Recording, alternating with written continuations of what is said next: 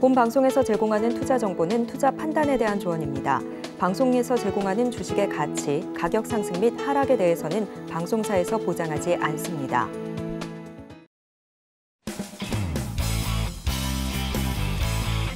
시청자 여러분 안녕하십니까. 깊이 있는 인사이트로 여러분들의 투자를 잘 이끌겠습니다. 저는 강관우입니다. 자, 이제 내일이면 배당락일입니다. 그러니까 배당 받고자 하시는 분들은 오늘까지 사시면 되고요. 그렇지 않으신 분들은 오늘 파시면 됩니다. 자, 배당락 내일은 어떻게 될까요? 지수 시작할 때는 배당 수익률이죠. 1에서 2% 정도 낮게 시작할 수 있습니다. 그러니까 배당락이 싫으신 분들은 파시면 되는 거죠. 자, 최근에 50억까지 대주주 주식 양도세 한도를 좀 완화를 했습니다. 그러세요. 예년보다는 좀 덜 팔 것 같죠. 그러나 지난 일주일 동안 개인들은 1조 7천억 원이나 팔았습니다. 어떻게 될까요? 궁금하지 않을 수 없고요. 자, 차트 하나 보겠습니다. 지난번에도 말씀드렸습니다만 한국과 미국의 주식 수익률을 보면 이번에는 완전히 미국의 완승입니다. 한국이 그 정도로 떨어졌는데요. 우리나라가 미국하고 중국하고 사이에 껴있기 때문에 그리고 경제적으로도 양쪽에 의존을 많이 하기 때문에 그런데요. 그 다음 차트를 보시겠습니다. 그 다음 차트를 보시면 사실은 중국 시장은 금년에 마이너스 수익률입니다. 그러면 서학개미, 중학개미 어떨까요? 서학개미는 금년 크리스마스 연말이 좀 따뜻하실 거고 중학개미들은 상당히 우울하시고 좀 추울 수밖에 없습니다. 우리 시장 내년에는 어떻게 될까요? 자, 미국 시장과 중국 시장에 끼어있는 우리 시장 관심이 아닐 수 없고요. 자, 알찬 정보 인사이트 저희 증시판에서 계속 찾으시면 좋겠습니다. 이제 외신 들어가겠습니다. 외신 브리핑 시작합니다. 오늘은 현재 시간으로 미국은 연휴를 보내고 있기 때문에 지난주 금요일장 기준으로 함께 살펴보도록 하겠습니다. 3대 지수 혼조세를 보이면서 지난주 금요일 마무리를 지었습니다. 뉴욕 증시는 연준이 선호하는 물가 지표죠. 개인 소비 지출 PCE 지수가 예상보다 둔화했다라는 소식이 나오게 되면서 오름세로 출발을 했습니다. 하지만 크리스마스 연휴를 앞두고 차익 실현 매물이 나오게 되면서 혼조세를 좀 보였고요. 크리스마스 연휴를 앞두고 이익을 확정 짓자라는 심리가 좀 작용했던 것으로 풀이가 됩니다. 오후 들어서 시장의 분위기를 바꿨던 건 바로 나이키였습니다. 나이키 주가를 좀 보시면 전규 장에서만 11.83% 하락을 했습니다. 소비 동향 풍향계라고 불리기도 하는데요. 나이키는 시장의 기대를 웃도는 깜짝 실적을 발표했음에도 불구하고 앞으로 3년에 걸쳐서 20억 달러 비용 절감 계획을 발표하게 되면서 주가가 큰 폭으로 떨어지게 됐습니다. 이로써 나이키는 26년 만에 최악의 하루를 보내는 모습이었고요. 이러한 부분이 시장의 움직임에 있어서 제한을 두게끔 만들었습니다. 그렇다면 경제 지표 이어서 살펴보겠습니다. 일단은 근원 PCE 지수부터 보겠습니다. 3.2% 수준으로 나왔습니다. 에너지와 식료품 가격을 제외한 지수이고요. 2021년 4월 이후 최저 수준이고 시장 예상치를 하회하는 모습이었습니다. 이 근원 PC 가격 지수를 6개월치로 연율로 좀 환산을 해본다면 1.9%인데요. 연준의 물가 목표라는 2% 이 아래로 떨어졌다라는 점 또한 유의미하게 볼 수 있겠습니다. 그래서 조 바이든 미국 대통령도 오늘은 지난 6개월간 팬데믹 이전 수준인 2%의 물가 상승률로 중요한 이정표를 세웠다라고 자평하기도 했습니다. 자, 그렇다면 에너지와 식료품 가격을 포함한 11월 PCE 지수도 함께 보겠습니다. 2.6%로 나왔습니다. 전년 동기 대비해서 2.6% 오르면서 2021년 2월 이후 최저 수준을 기록을 했습니다. 이렇게 해서 연준의 3월 금리 인하 기대감은 계속해서 커지는 모습이었습니다. 이어서 유가도 함께 확인해 보도록 하겠습니다. WTI는 배럴당 73달러 선에서 하락 마감했고요. 연이틀 계속해서 가격은 떨어졌습니다. 감산의 반기를 든 앙골라가 오펙을 떠나게 되면서 원유 공급 증가 부분이 유가의 가격에 상방 압력을 가하는 모습이었고요. 또 여전히 또 홍해 리스크가 남아 있습니다. 관련해서 연휴 사이에 또 기사가 하나 나와서 체크를 좀 해볼 텐데요. 지난달 중순부터 후티 반군이 홍해에서 민간 상선에 대해서 공격을 좀 이어가게 되면서 해운 업체들은 울며 겨자 먹기로 항로를 변경하면서 운항해 오고 있습니다. 하지만 세계 2위 덴마크 해운 업체인 머스크가 홍해 항로에 있어서 운항 재개를 준비하고 있다라는 내용입니다. 그 배경에는 다국적 연합해군인 번영의 수호자 작전이 있었습니다. 미국 외에도 영국, 바레인, 캐나다, 프랑스 군대가 함께 참여를 했고요. 작전을 수행하겠다라고 밝힌 이후에 불안이 조금씩은 해소가 되고 있는 분위기입니다. 하지만 하지만 홍해 바닷길 불안이 완전히 해소된 것은 아니기 때문에 우선은 계속해서 지켜보실 필요는 좀 있겠습니다. 이어서 기사들도 함께 살펴보시죠. 첫 번째는 야후 파이낸스 기사 함께 보실 거고요. New rules for Americans' green hydrogen industry are controversial 이란 기사입니다. 이번에는 미국의 IRA, 그중에서도 이 green hydrogen이라는 이 수소와 관련된 부분이 좀 새로 추가가 됐기 때문에 살펴볼 거고요. 미국 정부가 IRA상 청정 수소 생산 보조금 지급의 세부 기준을 1년여 만에 공개를 했습니다. 하지만 에너지 업계는 예상보다 좀 엄격한 기준이었다라면서 반발을 하고 있는 상황이고요. 이에 따라서 까다로운 기준, 이 부분이 좀 논란이 되고 있습니다. 내용을 보면 이렇습니다. 미국 내에서 청정 수소를 생산할 경우에는 생산 과정에서 발생하는 탄소 배출량에 따라서 킬로그램당 0.6달러에서 3달러의 세액 공제 혜택을 지급하겠다라는 것이 골자입니다.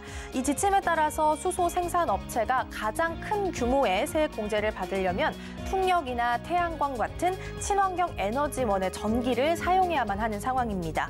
재무부는 업계에서 논란이 됐던 이 청정 수소 이 부분에 있어서도 범위를 대폭 좁히는 모습이었는데요. 그동안 환경단체는 재생에너지의 전력을 사용해서 물을 전기 분해해서 얻은 그린 수소만 이 청정 수소로 인정을 해야 한다라고 주장을 했고요. 반면 에너지 업계는 천연가스에서 발생하는 탄소를 포집해서 만드는 블루 수소, 그리고 원자력 발전 전기로 만드는 핑크 수소 등 다양하게 인정을 해줘야 수소 산업이 앞으로 더 커질 수 있다라고 주장을 해왔습니다. 결론적으로 재무부는 차등 지급하겠다라는 키워드를 좀 안으면서 최대 혜택을 받는 것은 사실상 그린 수소만 되게끔 만들었습니다. 즉 환경단체의 손을 들어줬다라고 볼 수 있겠고요. 예상보다 조건이 까다롭다라는 것이 시장의 전반적인 의견입니다. 이에 따라서 글로벌 에너지 기업들은 앞으로 미국행 투자를 철회할 가능성에 대해서 시사를 하기도 했고요. 또 일부에서는 미국 정부가 태양광이나 풍력 이외의 다른 에너지원은 모두 죄악시하는 분위기를 만들고 있다라면서 비난하기도 했습니다. 일단 이 세부 지침 같은 경우에는 약 60일간 업계 의견과 또 공청회 등을 거쳐서 확정이 될 예정인데요. 앞으로 나오는 기사들 또한 계속해서 팔로우해 보도록 하겠습니다. 자, 이어서 두 번째 기사 함께 보도록 하겠습니다. Air pollution in China worsens in 2023 for the first time in a decade라는 기사고요. 지난주에 신재생 섹터에서 시세가 난 바가 있습니다. 그리고 일부 전문가들은 2024년 유망 테마 그리고 섹터에 대해서 신재생을 주목하라라고 언급하기도 했습니다.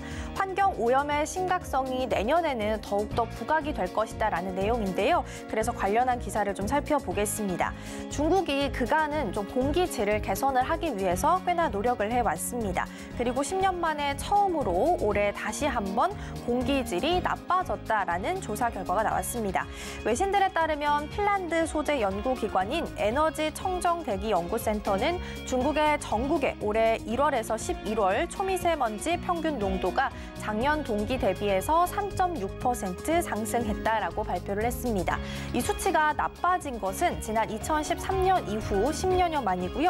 중국이 대기오염 문제를 개선시키기 위해서 노력했던 건 지난 2008년부터였습니다. 2008년에 베이징 올림픽을 계기로 해서 극심한 대기오염 문제에 개선을 좀 착수하기 시작을 했고요. 2014년에 오염과의 전쟁을 선포하게 되면서 실시간 대기질 모니터링과 또 대기오염 개선을 이루지 못한 공장이나 지역 일부 지역에 대해서 엄격한 처벌을 실시하기도 했습니다.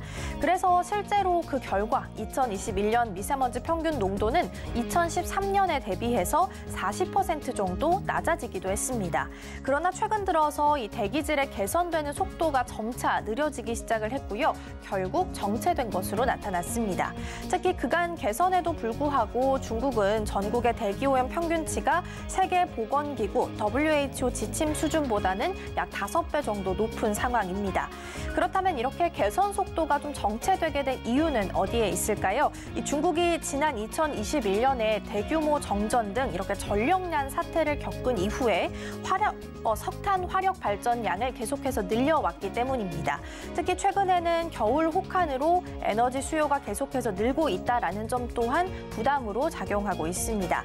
중국의 대기오염 문제는 특히 우리나라에도 함께 영향을 주기 때문에 유의 깊게 봐야 하는데요. 대기오염과 관련해서 또 연구 결과 또 기사까지 함께 발표가 된 만큼 우리 시장 안에서는 미세먼지 저감 장치 혹은 마스크, 호흡기 치료제, 공기청정기 등 이렇게 뭔가 환경 오염과 관련된 부분에 관련주들의 움직임도 보셔도 좋을 것 같습니다. 자, 그렇다면 이번에는 섹터별 움직임 함께 보도록 하겠습니다. 3대 지수 혼조세로 마무리를 지었지만 그래도 대다수가 초록빛으로 조금 더 깊게 물든 모습입니다. 첫 번째로 엔비디아부터 함께 살펴볼 거고요. 지난주 금요일장에서는 0.33% 밀려나면서 약보합 수준에서 마무리 지었습니다. 반도체 업계에 공룡이 탄생할 전망입니다. AI 반도체 시장의 선두주자인 엔비디아가 영국 반도체 회사인 ARM, 즉 암을 400억 달러 규모로 인수한다라고 발표했습니다. 암은 스마트폰 그리고 태블릿 등에 사용되는 기술력을 가지고 있는데 이 엔비디아가 부족한 부분이기 때문에 이를 보완할 수 있을 것으로 보입니다. 다만 시장 경쟁과 독과점에 대한 가능성 때문에 합병에 대한 승인은 좀 받아야 하는 상황인데요. 반도체 시장에 또 새로운 역사를 쓸 수 있을지 유의 깊게 지켜보셔도 좋겠습니다. 이어서 구글도 함께 살펴보도록 하겠습니다. 지난주 금요일장에서 0.65% 상승하면서 강보합 수준에서 마무리를 지었습니다. 구글은 최근 제미나이를 공개한 바 있습니다. 당시에 챗 GPT의 새로운 버전인 GPT-4보다 성능이 뛰어나다라고 주장을 했었는데요. 그래서 실제로 이 둘을 비교해본 실험 결과에 대한 기사가 나와 있어서 하나 준비를 해봤고요. IT 매체의 더버즈는 구글의 최신 LLM 제미나이를 장착한 챗봇 바드 그리고 오픈AI의 최신 LLM GPT-4가 탑재돼 있는 챗 GPT 플러스에 같은 질문을 던지면서 자체 비교에 나섰습니다. 두 챗봇은 똑같은 답을 제공하지는 않았지만 가장 최신 정보를 학습하면서 질문에 빠르게 답한다라는 면에서는 일단 성능에 있어서 큰 차이는 없는 것으로 나타났습니다. 예를 들어서 차에 대해서 더 배우고 싶다라고 이야기를 하자 두 챗봇 모두 차의 기원, 종류 그리고 차를 끓이는 방법 등에 대해서 알려줬고요. 바드는 이에 대해서 더해서 기사 링크를 제공했고 챗 GPT는 차의 문화적인 중요성 그리고 세계적인 생산지 등 이렇게 광범위한 답변을 내놓기도 했습니다. 일부 질문에 대해서는 제공되는 정보와 함께 시간에 있어서 좀 차이가 있었습니다. 바드는 답을 제공하는데 5에서 6초 정도 걸렸는데요. 챗 GPT는 1에서 3초로 다소 짧게 걸렸다고 합니다. 제미나이는 출시한 직후 영상 조작 논란에 시달리기도 했습니다. 이번 실험 결과를 통해서 사실 별로 얻은 소득은 없다라고 봐야 될 것 같은데요. 일단 성능 면에서는 큰 차이가 없었고 오히려 시간은 조금 더 걸린다라는 점에서 오히려 좀 자존심을 구기게 됐습니다. 그리고 방금 이야기했던 오픈 AI와 관련된 소식이 하나 더 있어서 추가로 살펴볼 건데요. 오픈 AI가 새로운 자금 조달을 위해서 초기 논의를 진행 중인 것으로 나타났습니다. 이번 자금 조달 논의에서 오픈 AI의 기업 가치를 좀 평가를 해봤는데요. 약 1,000억 달러, 한화로 약 130조 원으로 평가가 됐습니다. 즉 최근까지 알려져 있던 오픈 AI의 시장 가치였던 860달러를 뛰어넘은 것으로 보이고요. 외신들에 따르면 다만 협상은 초기 단계이기 때문에 펀딩 조건이나 가치 평가 그리고 시기 등 아직 구체적인 사항은 정해진 게 없다라고 이야기했습니다. 그리고 오픈 AI는 이와는 별도로 860억 달러로 평가되는 기업 가치를 근거로 해서 현직 직원들이 보유한 주식을 제3자에게 매각할 수 있도록 하는 협상도 진행 중인 것으로 알려져 있습니다. 오픈 AI의 성장세가 굉장히 무서운데요. 내년에도 계속해서 시장을 장악해 나갈 수 있을지 준비해 보도록 하겠습니다. 자, 그다음 이어서 애플 함께 살펴보도록 하겠습니다. 지난주 금요일장 0.56% 하락하면서 약보합 수준에서 마무리 지었습니다. 애플도 AI 시장에 본격적으로 뛰어드는 모양입니다. 애플은 자체 생성형 AI를 개발하기 위해서 언론사, 출판사와 함께 콘텐츠 이용 협상에 대해서 진행을 하고 있다라는 보도가 나왔습니다. 애플은 최근 뉴스 기사의 콘텐츠를 이용하는 대가로 최소 5,000달러, 한화로 약 651억 원을 지불하는 내용을 제안했다고 합니다. 애플이 접촉한 언론사로는 콘데나스트, 보그, NBC 뉴스 등이고요.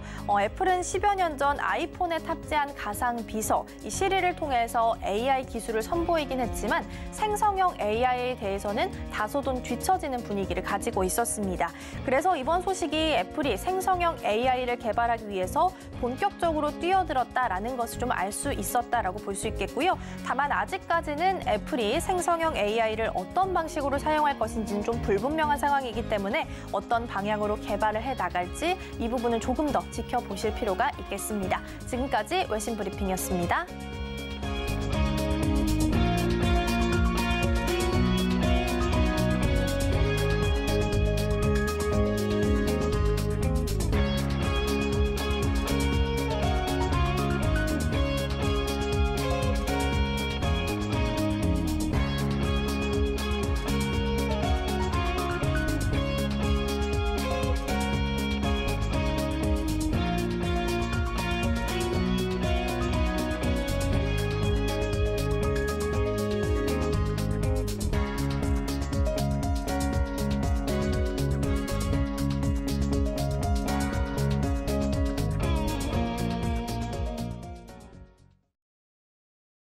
서울경제TV 증시8 조간 브리핑 시간입니다. 서울경제신문에서 발행한 이슈 전해드리는데요. 첫 번째 소식부터 하나하나 짚어보겠습니다. 화면 살펴보시죠.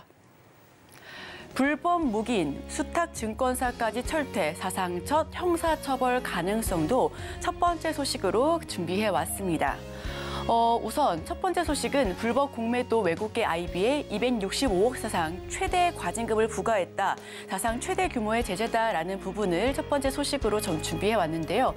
금융당국은 국내 주식시장에서 상습적으로 불법 무차입 공매도를 해온 글로벌 투자은행 BNP 파리바와 HSBC 등에 대해 역대 최대 규모의 과징금을 부과했다라는 소식입니다.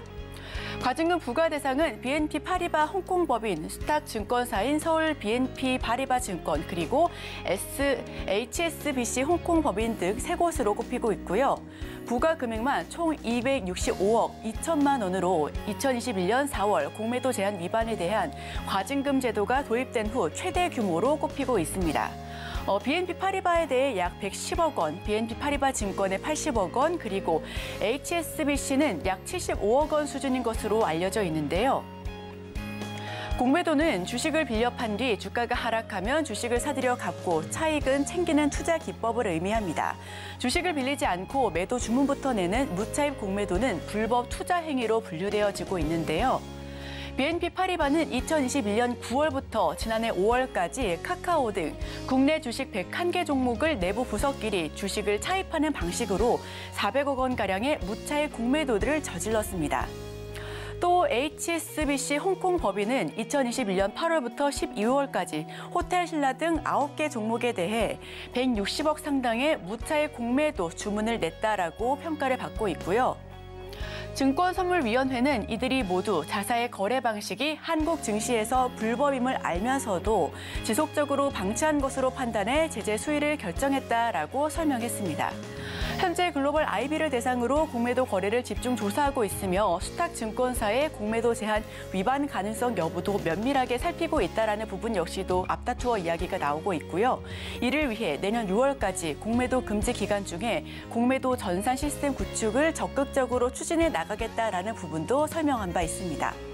지금까지 증권선물위원회가 불법 공매도 혐의로 가장 많은 과징금을 부과한 사례는 올해 3월 ESK 자산운용에 38억 7천만 원으로 기록되어지고 있고요. 정부는 이전까지 불법 공매도에 과태료만 부과했다가 솜방망이 처벌이라는 비판 여론에 들끓자 2021년 4월부터는 자본시장법을 개정해서 시행했습니다. 이후부터는 공매도 주문액의 최대 100%까지 과징금을 부과할 수 있게 됐다라는 부분 역시도 필요한 내용으로 살펴볼 수 있을 만한 골자고요. 자, 그렇다면 정리해서 살펴보겠습니다. 이 수개월간 고의적으로 위반 행위를 지속적으로 관찰해왔다라고 평가를 받고 있습니다. 주문금을 기준 중과실 여부를 따지고 있고요. 당국은 솜방망이 처벌 우려에 대한 불식에 대한 부분으로 앞으로 계속해서 면밀하게 검토해 나가겠다라는 역시 살펴볼 필요가 있어 보입니다. 금융감독원은 전수조사 추가 적발에 대한 주목도 여부도 평가받고 있습니다. 부당이익은 최대 6배 벌금을 할 수가 있게끔 어겨져 있고요. 있고요. 증권선물위원회는 전산 시스템 구축도 박차를 가하고 있다라는 부분 확인하실 필요가 있어 보입니다. 자, 그렇다면 두 번째 소식도 전해보겠습니다. 기술 수출 5년 만에 국산 항암제 렉나자 글로벌 상업화 속도. 우선 차세대 폐암 치료제 렉나자가 글로벌 기술 수출 5년 만에 상업화 시험대에 오른다라는 제약바이오 소식을 전해드립니다. 지난주 금요일장 JP 모건 헬스케어와 관련된 소식으로 인해서 제약바이오 전반적으로 상승 흐름을 보여줬는데요. 얀센은 존슨앤존슨 그룹에서 제약 사업을 담당하는 자회사입니다. 최근 렉나자와 리브레반트 병용요법을 상피세포 성장인자 치용 치료제 돌연 변이가 있는 비세포 폐암 1차 치료제로 허가해달라고 미국과 유럽 불규제 당국에 신청하기도 했었는데요. 렉나자는 유한양행이 지난 2018년 얀센의 최대 1조 4천억 원 규모로 기술 수출한 3세대 표적 항암제입니다. 국내에서는 지난 2021년 1월 식품의약품 안전처의 조건부 허가를 이미 받았고요. 처관권에 진입해 2년간 적응증 추가 및 관련 조건을 모두 이행했다라고 평가를 받고 있습니다. 최근 이 GFR 변이 양성 비세포 치료 폐암의 1, 2차 치료제로 정식 허가를 취득했고 내년 1월부터는 폐암 1차 치료제로 처방 시 건강보험 혜택도 받을 수 있겠다라는 부분 역시도 주목할 만한 부분입니다. 렉나자는 아스트라제네카의 블록버스터 항암제 타그리스와 작용 기간이 동일해 얀센은 유한양행으로부터 렉나자의 글로벌 개발 및 판매 권리를 확보한 후 활발한 임상 개발을 진행해 왔는데요. 특히 자체 개발한 이중 항체 신약 리브레반트의 적용 시 시너지 효과를 통해 차별성을 확보하는 데 주력하고 있었습니다. 그 덕분에 명역 항암제 전반적으로 상승 흐름을 보여줬습니다. 파맵시는 29.83%로 가격 제한폭까지 올라가서 상한가에 진입한 채 종가 형성했고요. 유틸렉스는 13%, 한올 바이오파마는 8%, ABL 바이오는 7% 넘는 상승분을 기록하면서 종가 형성했습니다. 또 바이오시밀러 테마 역시도 상승 흐름을 보여줬는데요. 한올 바이오파마가 8%, 보령이 2%, 그리고 바이넥스 역시도 2.12% 상승하면서 종가 흐름 보여줬습니다. 녹십자도 1% 넘는 상승세를 보여주면서 전반적으로 제약바이오 테마가 2% 넘는 테마 상승을 이루어냈고요. 자, 정리하고 넘어갑니다. 얀센, FDA와 EMA 동시 허가 신청을 했습니다. 2025년부터 병용요법 매출 전망 확보가 필요할 것으로 보여지고요. 기술 수출로 누적 1.5억 불에 확보했다라는 부분 역시도 확인하실 필요가 있어 보입니다. 자, 다음 소식으로 전해드립니다. 내년 CES에서 AI 등 신기술을 공개합니다. 삼성 SDI, 현대 오토에버 등 주목할 만한 종목들 살펴보시면 좋을 것 같고요. 우선 삼성증권은 삼성 SDS와 현대 오토에버를 최선호주로 꼽았습니다. CES와 관련해서 인공지능과 자율주행 소프트웨어 등 미래 산업에서 핵심 역할을 하는 종목에 주목하자라는 부분이 이 세 증권사의 모두 공통된 주장인데요. 1월 9일 미국 라스베가스에서 개최되는 CES 2024 개막이 약 2주 정도 남았습니다. 그 전에 어떤 종목을 먼저 한번 살펴보면 좋을까 했을 때 삼성증권은 삼성 SDA를 한번 살펴보면 좋겠다라는 의견을 내보였고요. 2023년 10월 기업용 생성형 AI 서비스를 이미 공개했습니다. 향후 관련 매출이 성장할 것으로 전망하고 있고 수익성이 높은 클라우드 사업 비중이 커져갈 것으로 예상을 하고 있습니다. 또 현대 오토에버 역시 최선호주로 꼽았는데요. 현대차 그룹 내에서 자율주행과 관련해 소프트웨어 공급의 핵심 역할을 하고 있는 기업입니다. 2021년 2월 현대차 그룹 내 소프트웨어 역량 결집을 위해 현대 오토에버와 현대 MN소프트 그리고 현대 오트론 등 3사가 합병해서 출범한 종목이고요. 현재 현대차 그룹이 추진하는 소프트웨어 중심의 자동차 개발을 주도하고 있습니다. 내년에도 AI와 자율주행 그리고 로봇 등이 주도적인 테마가 될 것으로 보여지고 있습니다. 자, 그렇다면 이번에는 하나증권의 최선호주 키움증권부터 먼저 살펴보겠습니다. 2024년부터 미국 연준의 금리 하락 예고와 국내 역시 금리 하락 가능성이 커져가고 있고요. 최근 공매도가 금지되고 있는 것이 호재로 또한 작용할 것으로 보여지고 있습니다. 공매도 금지에 따라서 개인 투자자 거래가 증가하게 되면 소매 비중이 높은 키움증권의 매출이 확대될 수 있을 것으로 보여지고 있고요. 부동산 프로젝트 파이낸싱, 즉 PF 부실 우려도 적은 편이라 최선호주로 것으로 꼽혀지고 있습니다. 또 이마트 역시 살펴보면 좋겠다라는 의견인데 이 매장 방문객 수 신장률이 최근 상승하는 추세입니다. 점포 재개장 효과에 대한 기대감을 반영했다라는 설명입니다. 자, 그럼 다음 종목도 한번 살펴보고 넘어가겠습니다. SK하이닉스인데요. 유안타증권의 최선호주입니다. 2024년부터 전체 산업군에서 메모리 반도체 수요가 증가할 것으로 예상하고 있습니다.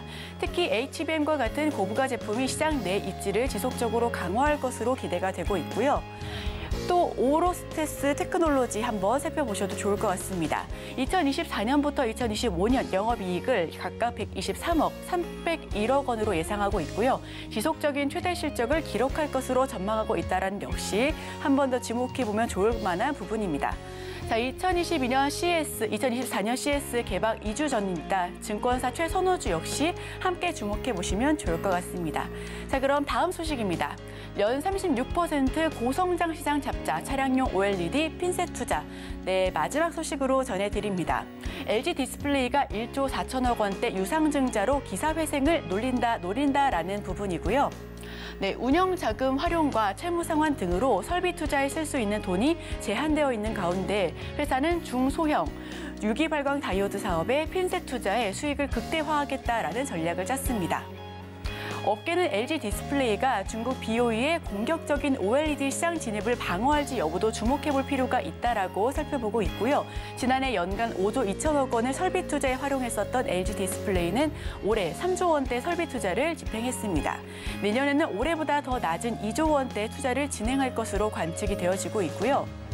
LG 디스플레이는 실제 돈이 되는 사업 위주의 투자를 진행하고 있습니다. 패널 시장에서 가파르게 성장하는 이 세 가지 분야에 초점을 맞췄는데 주력인 OLED TV 패널 시장의 부진 속에서도 노트북, 태블릿 PC 등 IT 기기, 차량 등에서 중소형 OLED 패널 수요가 증가하고 있다는 현상을 확인한 바 있습니다. 2024년 태블릿 차량용 OLED 확대에 따른 실적 수혜가 있을 것으로도 기대가 되고 있고요. 주요 고객사의 태블릿용 OLED 채용에 힘입어 IT 패널 매출이 15% 성장할 것으로 전망하고 있습니다.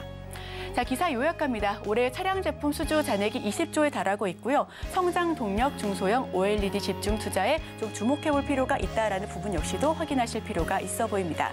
자, 그럼 제가 준비한 소식은 여기까지입니다. 앞으로 오늘의 일면을 통해서 전문가 의견까지 덧붙여서 수혜주까지 살펴보도록 하겠습니다. 저희와 끝까지 함께 하시죠.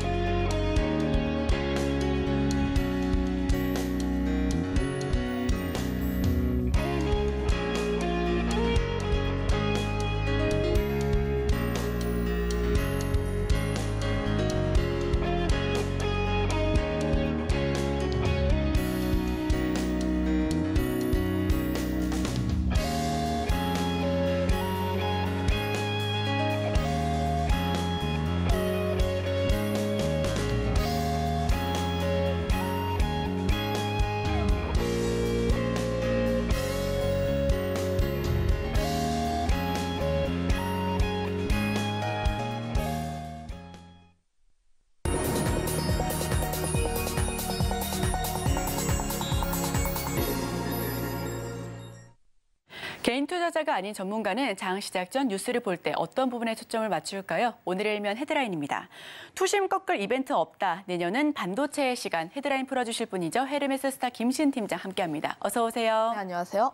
네, 올해가 얼마 남지 않았습니다. 지금 약 3일 정도 남았을까요? 네, 오늘 그리고 내일 그리고 모레 한 3거래일 정도가 남았는데 관련했을 때 지금 같은 경우에 포트를 급격하게 조정을 하기보다는 내년을 어떻게 대비를 할지 좀 생각을 해보는 시간을 가질 필요가 있지 않을까. 그 관점에서 보게 된다면 반도체 같은 경우에는 이번 주에도 그리고 내년에도 계속해서 봐야 하는 그런 섹터가 아닌가 싶습니다. 우선 이번 주 투자 전략에 대해서 먼저 이야기를 해보자면 관련했을 때 아무래도 우리 증시 같은 경우에 박스권 내에서 움직일 가능성이 조금 더 큰 크다라고 보여지고 있고요. 물론 미국 증시 같은 경우 4대 지수는 5선에서 계속 좀 지지를 받으면서 올라가지고 있는 모습이 나와주고 있고 금리 인하에 대한 기대감, 연착륙에 대한 기대감 때문에 아무래도 조금 더 랠리를 펼칠 가능성이 나와 있긴 하지만 우리 증시 같은 경우에는 좀 투자 심리가 2600선 이상으로 갈 만한 그런 요소는 크게 없다. 관련했을 때 대주주 양도세 관련해서도 이미 기대감이 주가에 먼저 선 반영이 되었고 물론 과세 대상이 70% 정도 줄어든다라는 부분이 있긴 하지만 증시가 상승을 할 만한 요인이 아닙니다. 증시가 만약에 대주주 요건이 좀 무산이 되었다면 증시가 꺾을 만한 요소는 맞지만 관련했을 때 통과가 되었을 때 주가가 먼저 선 반영을 했기 때문에 추가적으로 증시가 상승할 만한 요인은 아니다. 그렇다면 2600선에서 등락을 조금 더 거듭을 할 가능성이 높기 때문에 관련했을 때 우리 같은 경우는 조금 보수적인 투자를 해야 할 필요가 있지 않을까. 물론 지금 미국 증시에서 굉장히 큰 환호를 펼치고 있고 우리 증시 같은 경우도 지수가 계속 올라가고 있습니다. 계속 박수를 치고 있는 모습인데 다만 제가 보수적인 입장을 펼치고 있는 이유는 S&P 지수가 그전에는 과격하게 올라왔다면 지금은 그 상승폭이 조금씩 더딥니다. 그동안 큰 상승세를 보였기 때문에 이제는 내년을 대비를 해서 차익 매물이 나올 가능성도 있고 그러면 우리는 이미 많이 올랐던 종목군들에 대해서는 일부 현금을 해야 할 필요가 있다는 점. 아무래도 우리가 이제 포트를 비중을 했을 때 손실이 큰 종목에 대해서 손절을 하기보다는 수익이 굉장히 큰 종목에 대해서 일부 현금화를 하는 게 훨씬 쉽습니다. 그 점에서 보게 됐을 때 내년 어떻게 바뀔지 모르고 또 1월 달부터는 좀 테마 장세가 움직일 가능성이 높다라고 판단을 하고 있는 게 미국 증시는 몰라도 1월 같은 경우는 우리나라가 JP 헬스케어 라든지 혹은 CES라든지 이런 이벤트적인 요소들이 굉장히 강한 장세가 펼치기 때문에 관련했을 때 현금화가 일부 필요하다는 점에 대해서 좀 생각을 하고 있다 보니까 관련했을 때 수익 굉장히 크게 나온 종목군들에 대해서는 분할 매도에 대한 관점으로 접근을 해보시면 좋을 것 같고요. 거기다가 대해서 오늘 같은 경우는 기존의 전통적인 배당 기준일입니다. 12월 마지막 거래일의 이틀 전인데 관련했을 때 좀 변경된 요소가 이사회가 정한 배당 기준일에 해당 종목의 주식을 보유를 해야지 좀 배당을 받을 수 있는 권리가 생긴다는 점. 다만 관련했을 때 주요 기업들의 이사회가 열리기 전이기 때문에 배당 기준일은 미정입니다. 그러면 작년 같은 경우만 하더라도 배당 기준일에는 좀 증시가 좀 굉장히 많이 파는 모습들이 나오다던가 혹은 배당락이 굉장히 좀 나왔었는데 이런 부분에 대해서도 좀 연말에 발생하는 배당락 강도가 예년보다는 강하지 않을 것으로 전망하고 있다 보니까 이런 부분들을 한번 체크를 해볼 필요가 있다는 점. 그리고 내년 유력 섹터를 보게 된다면 증권사들 내면 유망 업종으로 반도체와 바이오 섹터를 꼽았습니다. 물론 12월 같은 경우에도 주력 섹터가 반도체입니다. HBM부터 시작해서 온디바이스 AI라든지 CXL이라든지 굉장히 다양한 테마가 돌면서 반도체 관련 종목군들의 강세 흐름들이 나와줬고 실제로 반도체 턴어라운드에 대한 기대감이 계속 나와주고 있기 때문에 반도체 같은 경우에는 계속 관심 있게 볼 필요가 있지 않을까. 거기다가 더해서 금리 인하에 대한 수혜주 찾기도 좀 시장에서 계속 돌고 있는데 대표적으로 바이오도 있고 뭐 건설이라든지 혹은 굉장히 다양한 금리 인하 수혜주, 그러니까 뭐 신재생 에너지라든지 이런 쪽에서 돌고 있는데 바이오 섹터 같은 경우야 워낙 좀 투자가 굉장히 많이 들어오는 그런 섹터이다 보니까 관련했을 때 기대감도 가질 수 있다는 점. 거기다가 더해서 1월 JP 헬스케어 컨퍼런스 같은 경우도 이벤트에 대한 요소가 굉장히 많기 때문에 관련했을 때 계속해서 관심을 가져야 하는 섹터가 맞습니다. 관련했을 때 좀 관심 있게 봐야 하는 섹터로는 반도체와 바이오라는 점 한번 염두에 보시면 좋을 것 같습니다. 네, 반도체와 바이오 한번 더 살펴보면 좋겠다라는 의견을 받아봤습니다. 자, 그렇다면 여기서 투자 포인트는 조금 더 반도체에 좀 초점 맞춰봐도 좋을까요? 네, 제가 앞서 가장 먼저 설명했던 것처럼 반도체 쪽을 좀 더 살펴볼 필요가 있지 않을까. 사실 바이오 섹터 같은 경우야 좀 뭐 지수가 좀 상승하게 된다면 바이오 섹터 전반적으로 투심이 개선될 가능성이 높다라고 보여지고 있긴 하지만 개인 투자자분들이 바이오 섹터를 공부를 하기에는 굉장히 어렵습니다. 각 기업이 가지고 있는 모멘텀마다 굉장히 상이하기 때문에 각 기업이 가지고 있는 바이오에 대한 모멘텀을 각자 공부를 해볼 필요가 있다는 점. 하지만 반도체 같은 경우는 전반적으로 투자 심리가 개선이 되고 있다라고 보시면 좋을 것 같은데 아직까지 봄은 오지 않고 있습니다. 아무래도 수요에 대한 부분이 좀 확인이 되지 않았기 때문에 봄은 오지 않았지만 그럼에도 불구하고 겨울은 지나가고 있다는 점. 디램이라든지 낸드 같은 쪽에서 가격에 대한 상승세가 나와주고 있습니다. 실제로 그 부분에 힘입어서 삼성전자라든지 SK하이닉스가 52주 신고가를 찍은 모습을 나와주고 있는데 미국 쪽에서 필라델피아 반도체 지수가 급등을 계속하게 되면서 국내 반도체 쪽에서 투자 심리가 개선되는 모습들이 나와주고 있고요. 외국인 투자자들도 SK하이닉스라든지 삼성전자 쪽에 1조 정도 투자를 했습니다. 미국 같은 경우는 시총 1위가 누구냐가 가장 중요하지만 우리나라 증시는 시총 2위가 누구냐. LG에너지솔루션이냐 SK하이닉스냐가 가장 중요했는데 두 기업이 엎치락 뒤치락 하다가 SK하이닉스가 드디어 시총 2위를 탈환을 했습니다. 그만큼 반도체에 대한 힘이 굉장히 크다라고 보시면 좋을 것 같고요. 삼성전자, SK하이닉스 모두 박스권 라인대를 뚫고 계속 올라가주는 모습을 보여주고 있어서 반도체 같은 경우에는 추세가 살아있다라고 보시면 좋을 것 같습니다.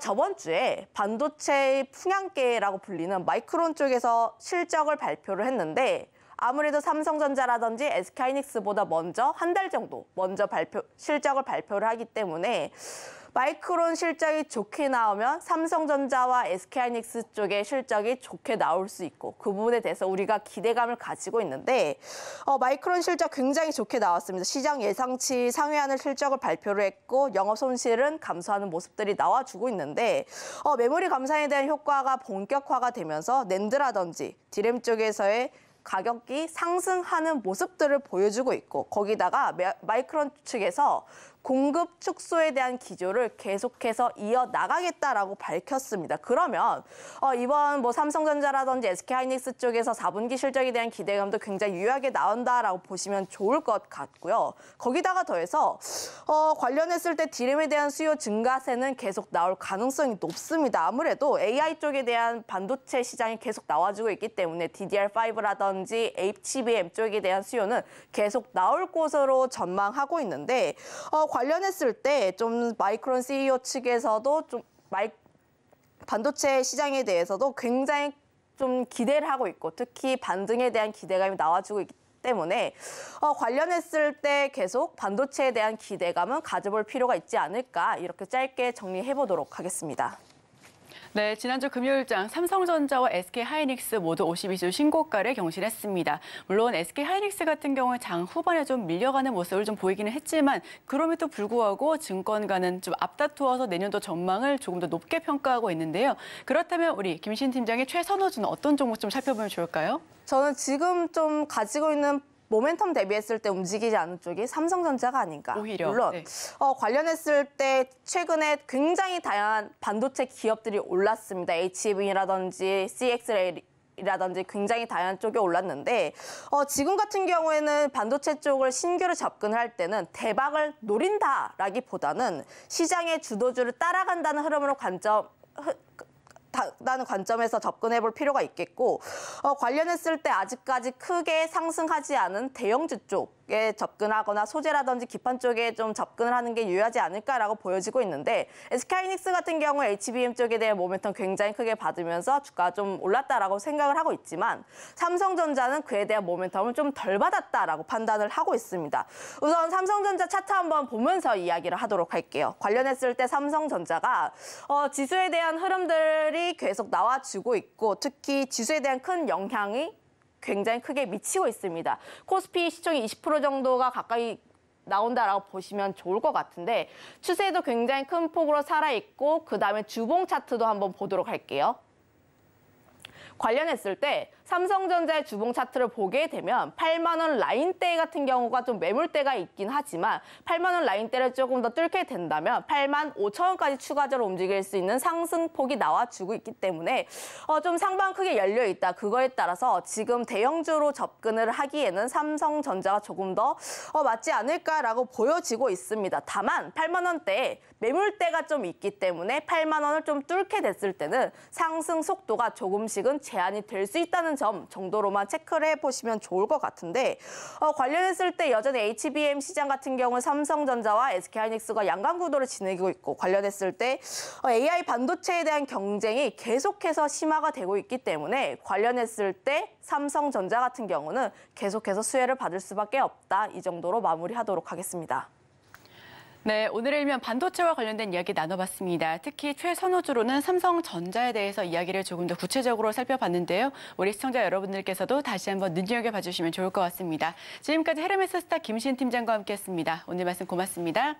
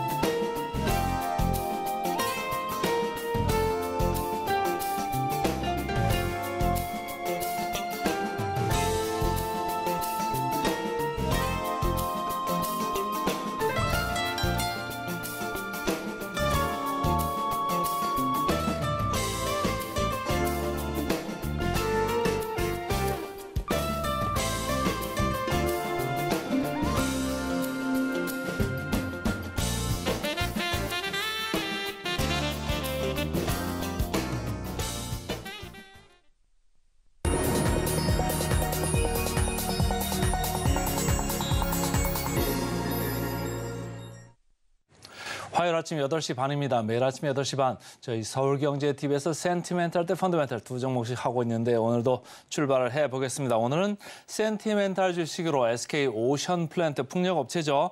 펀더멘탈로 현대글로비스 이렇게 두 종목 되겠습니다. 자, SK오션플랜트 들어가겠습니다.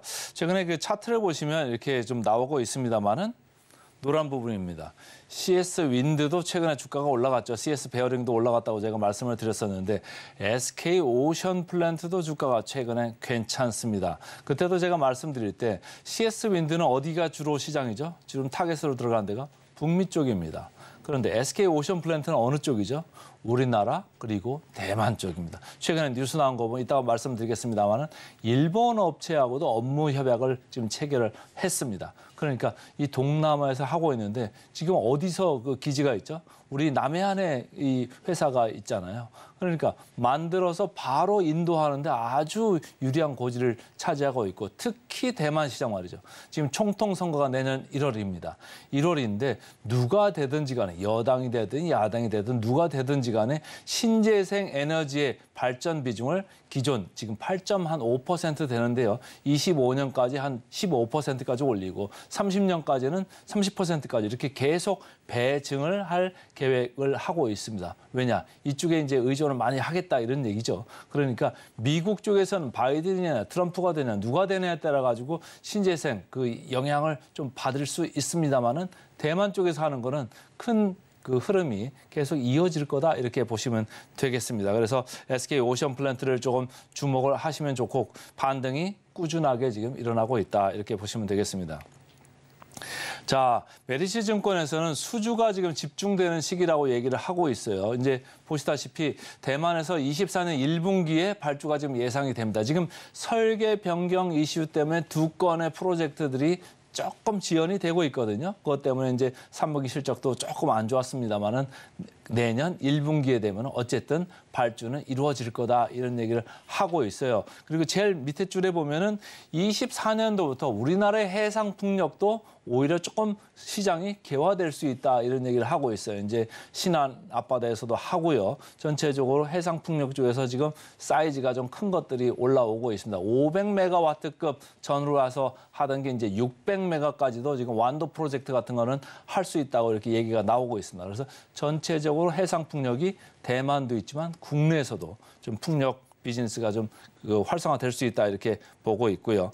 삼성증권입니다. 이 회사는 최선호 풍력주를 이렇게 보고 있습니다. 아주 좋다고 보는 건데 대만에 이제 아까 말씀드린 이런 얘기를 하는 거죠. 24년에 총 75개 자켓 전체적으로 봤을 때는 8,600억 규모의 프로젝트가 1분기에 이제 가시화될 수 있다 이런 얘기를 하고 있어요. 그래서 이 풍력 업체 중에는 아까 말씀드린 대로 미국 비중보다 대만 비중이 큰 이 회사 SK 오션 플랜트를 지금 집중하는 이유입니다. 그다음 이제 뉴스를 보시면요, 그 국내 회사가 이제 뉴스가 나온 걸 제가 가져왔는데 일본 해상풍력사 NSE라는 회사하고 업무 협약을 체결했다는 얘기입니다.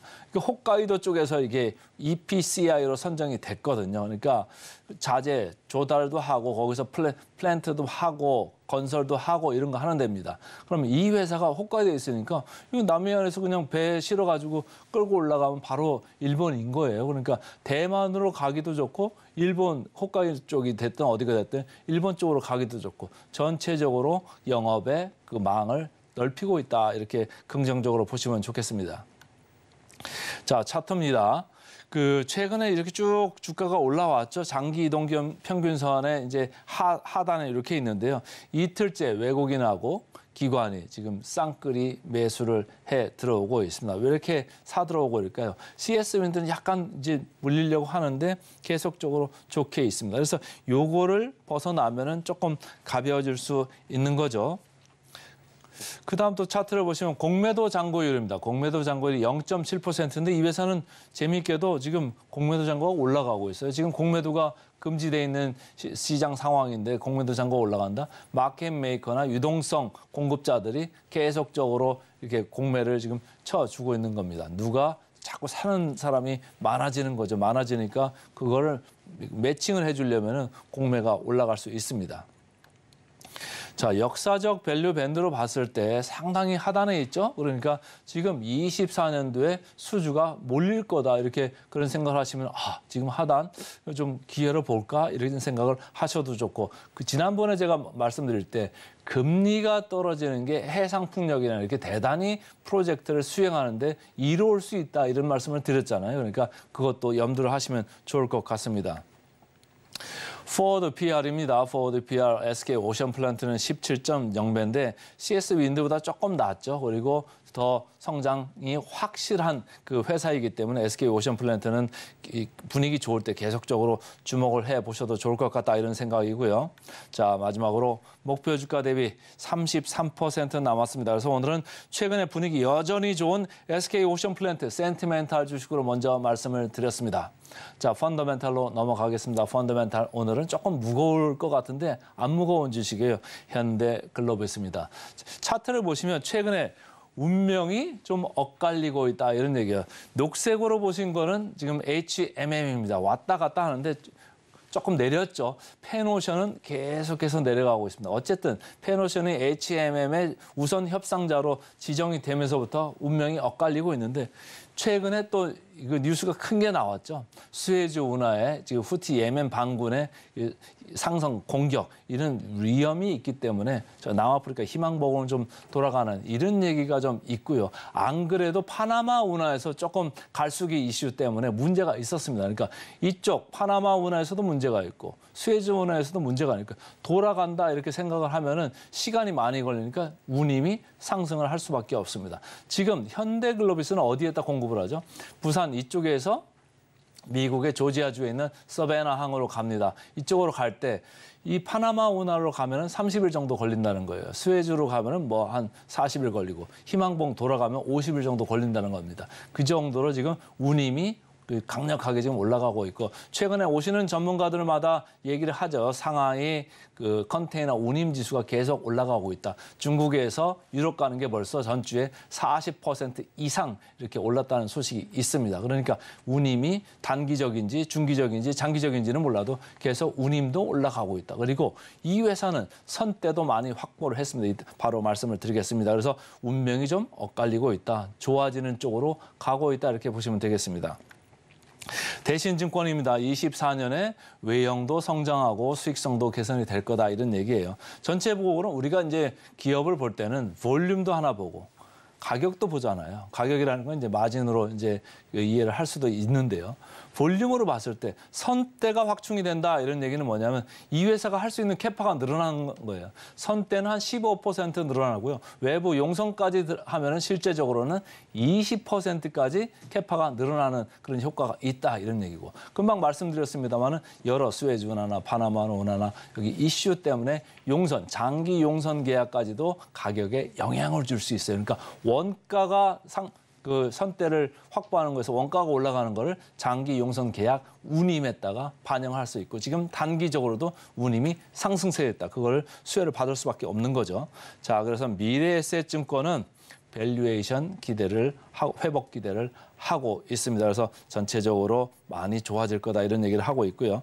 주가가 슬금슬금 올라가죠. 제가 무거운 주식인데 무겁지 않다고 말씀을 드렸죠. 기관이 매수를 주도를 하고 있습니다. 그래서 거래량이 많이 늘어나고 있고요. 주가를 역사적 평균으로 봤을 때도 지금 하단에 있습니다. 그러니까 크게 부담은 안 되는 이런 국면이다 이렇게 보시면 되고 자, PBR로 볼까요? 높은 것 같지만 글로비스 0.9배입니다. 그러니까 아직 1배고 여기 ROE가 한 15%, 16% 나오거든요. 그러니까 더 올라갈 여지도 있겠다 이렇게 보시면 되겠습니다. 자, 포워드 PER도 보시면 이익이 좋아지니까 5.7배 상당히 낮죠. 그러니까 펀더멘탈 주식이 맞고요. 무겁지만 가벼울 수 있습니다. 자, 마지막으로 목표 주가 대비 31% 남아있네요. 그래서 오늘은 센티멘탈로 SK 오션 플랜트, 펀더멘탈로 현대글로비스 두 종목 말씀드렸습니다. 오늘의 핵심 요약세준입니다. 뉴욕 증시 마지막 주 더 오를 수 있을까요? 다만 차익 실현에 대한 우려도 있습니다. 오늘의 일면, 투심 꺾을 이벤트 없다. 내년은 반도체의 시간, 최선호주로 삼성전자를 살펴봤고요. 마지막으로 센티멘탈 대 펀더멘탈, 최선호 풍력주입니다. SK 오션플랜트, 그리고 밸류 회복에 대한 기대감, 현대글로비스까지 알아봤습니다. 저희는 바로 이어서 증시 구로 돌아오겠습니다. 개장 방송도 서울경제TV와 함께 하시죠.